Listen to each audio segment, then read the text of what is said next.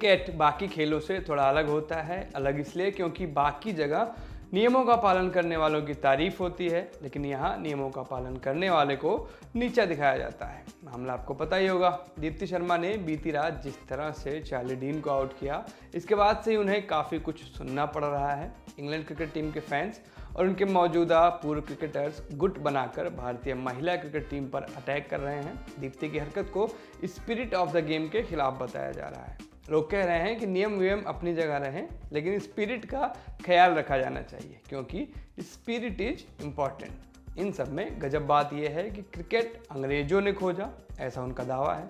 इसके नियम वही बनाते हैं, ये सच है। और फिर इसी नियम के हिसाब से अगर कोई बॉलर उनके बल्लेबाज को आउट कर दे तो ये रोते भी बहुत ज़ोर से हैं। कहते हैं कि जी स्पिरिट मिसिंग है, जी स्पिरिट होनी ही चाहिए। तो क्या है ये स्पिरिट? मेरिलबोर्न क्रिकेट क्लब यानी MCC के मुताबिक क्रिकेट एक ऐसा खेल है जिसकी अपनी अनूठी अपील इस तथ्य के कारण है कि इसे न केवल अपने नियमों के भीतर बल्कि खेल की भावना के भीतर भी खेला जाना चाहिए। कोई भी एक्शन जो इस स्पिरिट यानी भावना के अपमान जैसा दिखे या खेल को ही चोट पहुंचाता है। अब खेल की स्पिरिट क्या है? किसी प्लेयर के साथ बदतमीजी न की जाए और सारे नियमों का पालन किया जाए। इस तरीके के आउट से जुड़े यानी जिस तरीके से दीप्ति ने आउट किया उससे जुड़े MCC के नियम संख्या 41.16 के मुताबिक गेंद के खेल में आने से लेकर बॉलर द्वारा उसे रिलीज किए जाने के संभावित वक्त के बीच अगर नॉन स्ट्राइकर क्रीज से बाहर निकलता है तो उसे रन आउट किया जा सकता है।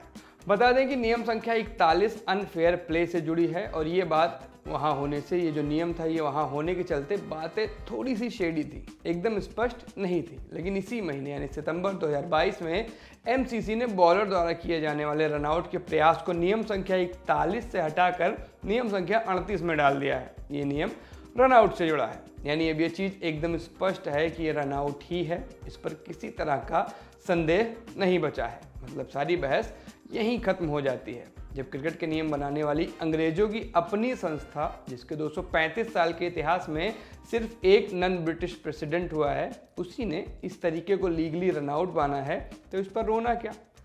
लेकिन ये अंग्रेज हैं, हारेंगे तो रोएंगे ही, आदत जो बन गई है। साल 2013 की एशेज के दौरान बल्ले के बाहरी किनारे का पटरे जैसा हिस्सा लगा, गेंद फर्स्ट स्लिप में कैच हुई, लेकिन स्टुअर्ट ब्रॉड अपनी जगह से हिले नहीं।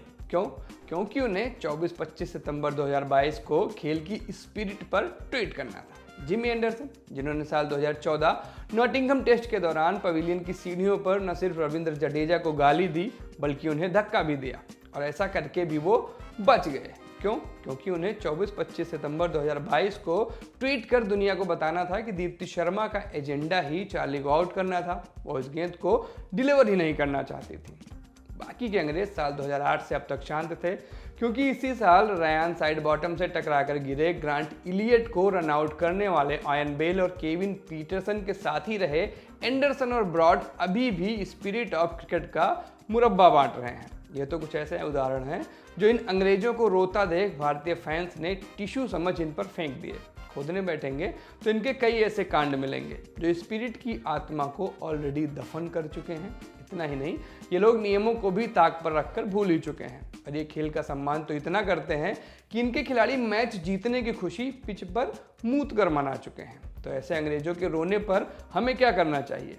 आइडियली कुछ नहीं, लेकिन बहुत मन है तो इन्हें इनकी पहली वर्ल्ड कप जीत याद दिलाते रहिए, इतना काफ़ी होगा। नमस्ते, मैं सूरज हूँ। सिली पॉइंट का एपिसोड शूट किया था जीत ने, शुक्रिया।